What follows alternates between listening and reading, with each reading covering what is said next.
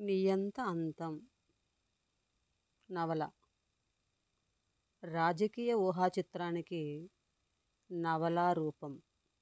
రచించిన వారు ఆకార్ పటేల్ గారు. మనం తెలుగులో దీన్ని అనువాదం చేసిన వారు వేణుగోపాల్ గారు. మనము ఈ నవలని చదువుకుందాం. మరి ఆదిలోనే అంతం అనే టైటిల్తో ఉన్నటువంటి కథని ఇప్పుడు మనం చదువుకుంటున్నాం. రంగస్థలాన్ని చాలా శ్రద్ధగా సిద్ధం చేశారు. ప్రారంభోత్సవం జరగనున్న ఆసుపత్రి ఇంకా పూర్తి కాలేదు. రావలసిన పరికరాలన్నీ రానే లేదు. అసలు భవనమే పూర్తిగా నిర్మాణం జరగలేదు.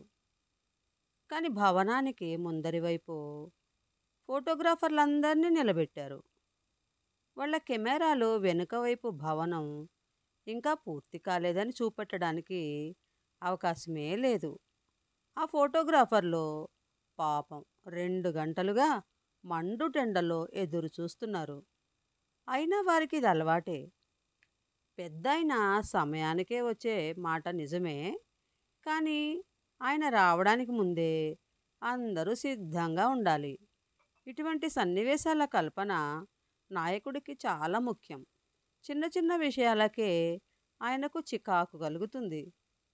భవనం ముందు భాగం వెలుగు లీనుతుంది. ముందు వైపు బిగించిన గాజు పలకలను శుభ్రంగా తుడిచిపెట్టారు. ఆ భవనానికి కొద్ది 100 మీటర్ల దూరంలో గ్రామపు శివార్లలో ఉన్న దుమ్ము కొట్టుకుపోయిన మురికివాడలు మాయమైపోయాయి. వాటి మీద గట్టిగా ఇస్త్రీ చేసిన తెల్లని పెద్ద దుప్పట్లు కప్పిపెట్టారు. ఆసుపత్రి ముందు వృత్తాకారపు పచ్చిక మైదానం ఉంది. దాన్ని పలకలు పలకలుగా ఎక్కడి నుంచో ఇక్కడికి తీసుకొచ్చి ముందు రోజే జాగ్రత్త పరిచారు. ఎందుకంటే ఈ స్థలంలోనే పచ్చిక మొలిపించడానికి సమయము లేదు, నీళ్లు లేవు. అక్కడ 2 పెద్ద తెరల మీద జాతికి ప్రత్యేకంగా వైద్య ఆరోగ్య రంగాలకు పెద్దాయన అందించిన కానుకల దృశ్యాలున్నాయి. ఆయన గతానికి సంబంధించిన కల్పనతో కూడిన సమాచారం ఉంది. ఒక చిన్న పిల్లవాడు ఒక పనికిరాని ఆసుపత్రి సిబ్బందిని మందలిస్తున్న నలుపు తెలుపు చిత్రాన్ని ప్రదర్శిస్తున్నారు. మరొక చిత్రంలో పెద్దాయన పోలికలతో ఉన్న యువకుడు కొవ్వొత్తి వెలుగులో వైద్యశాస్త్ర గ్రంథాలను శ్రద్ధగా చదువుతున్నాడు. ఈ చిత్రాలకు తోడుగా సైనికుల కవాతు శబ్దం వినిపిస్తోంది. సాయంకాలానికి 1 గంట ముందు ఆయన హెలికాప్టర్లు ప్రత్యేక విన్యాసంలో వచ్చాయి. 3 హెలికాప్టర్లున్నాయి. 2 హెలికాప్టర్లేమో తెల్లనివి. అవి సాయుధ కాపలా సిబ్బందిని, స్థానిక ముఖ్యమంత్రిని తీసుకొచ్చాయి. మధ్యలో ఉన్న హెలికాప్టర్ నల్లనిది. దానిమీద పెద్దాయన చిహ్నాలన్నీ ఉన్నాయి. ఆయన హెలికాప్టర్లోంచి బయటికి అడుగుపెట్టాడు. అక్కడ గుమిగూడిన జనసందోహం హోరెత్తింది. ఆయన ముఖంలోంచి వెలుగు ప్రకాశిస్తున్నది. కానీ ఆయన కన్నుల మీద ముసుగు కప్పుకొని ఉన్నాడు. శస్త్రచికిత్స చేసేటప్పుడు వైద్యులు ధరించే గౌను ధరించి దానిమీద తెల్లకోటు వేసుకున్నాడు. ఆయన నేరుగా వేదిక వైపు నడిచాడు. అక్కడ అప్పటికే ఆయన స్తోత్ర పాఠాలు వినిపిస్తూ ఆయన గురించి పరిచయం చేస్తున్న వ్యాఖ్యాత తన పరిచయాన్ని అర్ధాంతరంగా ముగించింది. ముఖ్యమంత్రి పెద్దాయనతో పాటు కలిసి అడుగులు వేయడానికి ప్రయత్నించాడు. కానీ పెద్దాయన కాపలా సిబ్బంది ఆయనను రెక్కపట్టి లాగి శ్రోతల వైపు పంపించారు. తన పని అయిపోయిన వ్యాఖ్యాత అక్కడ నుంచి పరుగు పరుగున వెళ్ళిపోయింది. పెద్దాయన ఒక్కడే అక్కడ నిలబడ్డాడు. తన జనానికి ఎదురుగా నిలబడ్డాడు. ఆయనకు 2 వైపులా జెండాలను ఏర్పాటు చేసి పెట్టారు. ఆయన తన ఎడమవైపు చూసి అక్కడ ఉన్న కెమెరాల గుంపు మీద చీదరింపు ప్రకటించాడు. సమస్య ఏమిటా అని అక్కడున్న అధికారులందరిలోకి సీనియర్ తత్తరపడ్డాడు. విషయం ఏమిటంటే సూర్యుడు తప్పుడు స్థలంలో ఉన్నాడు. పెద్దాయనకు వెనుకవైపు ఉన్నాడు. అక్కడ ఫోటోలు తీస్తే ఆయన ముఖం కనబడదు, నీడలు మాత్రమే కనబడతాయి. కొందరు కెమెరామెన్లు గొణిగినప్పటికీ వారందరినీ సామాను సర్దుకొమ్మని ఆదేశించారు. అక్కడ నుంచి సరిగ్గా ఎడమ వైపుకు నడిపించారు. అక్కడి నుంచి సరిగ్గా ఎదురు వైపుకు నడిపించారు. ఇదంతా జరగడానికి కొన్ని నిమిషాలు పట్టింది. జనసందోహం మాత్రం ఎదురు చూస్తూనే ఉంది.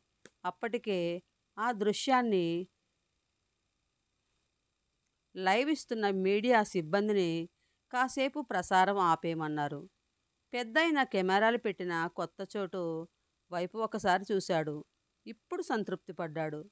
మాట్లాడడం మొదలుపెట్టాడు. గడచిన కాలంలో జరిగిన దారుణాల గురించి ఆయన మాట్లాడాడు. ప్రస్తుతం సాధిస్తున్న మహా విజయాల గురించి ఆయన మాట్లాడాడు. ఇప్పటికే సాధించి ఉండకపోతే ఇక ముందు సాధించనున్న వైభవం గురించి మాట్లాడాడు. ఇదంతా ఆయన ఎప్పుడు మాట్లాడేదే. ఇప్పుడు ఇక ఈ ఆసుపత్రి స్థానిక సమాజానికి ఇంతకుముందు ఎప్పటికన్నా ఎంత ఎక్కువ సేవ చేస్తుందో చెప్పాడు. ఈ ఆసుపత్రి స్థానికుల కలలు, వాళ్ళ పిల్లల కలలు పండడానికి సహాయపడుతుంది. ఇటువంటి ఒక సంస్థను స్థాపించడం ఒక యుగానికి ప్రారంభం. రానున్న ఇటువంటి మరెన్నో సంస్థల్లో ఇది ఒకానొకటి మాత్రమే. కాలం మారిపోయింది. ఈ కొత్త దశ సరికొత్తది. ఇటువంటిది ఇంతకు ముందెన్నడూ లేదు. పెద్దాయన మాట్లాడే దాంట్లో సారమేమీ లేదని కొందరికి అనిపించింది. కానీ ఆయన మాట్లాడుతున్న పద్ధతి చాలా గంభీరంగా, శక్తివంతంగా ఉంది. చాలా తరచుగా భావోద్వేగాలకు గురవుతున్నట్టుగా ఉంది. నిజం చెప్పాలంటే ఆయన తన మాటలకు తానే మురిసిపోతున్నాడు. శ్రోతలు కూడా మౌనంగా ఏమీ లేరు. ఆయన నినాదాలు ఇచ్చినప్పుడల్లా గగ్గోలు పెడుతున్నారు. ఆయన అలవాటైన అలంకారికమైన ప్రశ్నలు వేసినప్పుడల్లా అవును, అవును, కాదు, కాదు అని కేకలు మిన్నుముడుతున్నాయి. అవును, ఇది ఒక చారిత్రాత్మక సన్నివేశం. అవును, పెద్దయిన పాలనలో వాళ్ళ జీవితాలు అంతకు ముందు కన్నా మెరుగయ్యాయి. అంతకుముందు వాళ్లకు ఎప్పుడు ఆశ అనేదే ఉండేది కాదు. ఆయనకు ముందు వచ్చిన వాళ్ళందరిలో ఒక్కరు కూడా నిజాయితీ పరులు కారు. వగైరా వగైరా. మాట్లాడడం అయిపోయాక వేదిక మీద ప్రత్యేక స్థలంలో ఉంచిన రిమోట్ కంట్రోల్ తీసుకుని చెయ్యి పైకెత్తి మీట నొక్కాడు. భవనం వెనుక వైపు నుంచి ఒక పావురాల గుంపు ఒక్కుమ్మడిగా పైకి లేచి చెల్లాచెదురుగా ఎగిరిపోయింది. ఆ పావురాలలో కొన్నిటికి వేరు వేరు రంగులు వేశారు.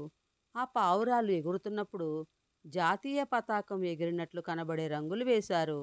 అయితే ఆ పావురాలు ఎగరడాన్ని ముందస్తుగా పరిశీలించి నియంత్రించే అవకాశం లేదు. పక్షులు ఒక్కసారి వదలగానే తమ ఇష్టం వచ్చినట్లు ఎగిరాయి. మొత్తం మీద ఆ ఎగరవేత ప్రభావం గందరగోళంగా ఉంది తప్ప ప్రశంసనీయంగా లేదు. పెద్దాయనకు అసంతృప్తి కలిగింది. కానీ బయటికి ప్రకటించలేదు. కానీ అక్కడి సీనియర్ అధికారికి అది అర్థమైంది. ఎవరి తల తెగిపోతుందో అని లెక్కలు వేసుకున్నాడు. ఆయన మీట నొక్కగానే పావురాలు ఎగరడంతో పాటు చిన్న వృత్తాకారపు సిమెంటు దిమ్మ మీద పెట్టిన పెద్ద శిలాఫలకం మీద కప్పిన ముసుగు తొలగిపోయింది. ప్రాచీన భాషా లిపిలో దానిమీద ఏదో రాసి ఉంది. అలాగే అక్కడ వైద్యుల చిహ్నమైన లోహపు కడ్డీకి చుట్టుకున్న పాములాగా కనిపించే ఒక మత చిహ్నం కూడా ఉంది.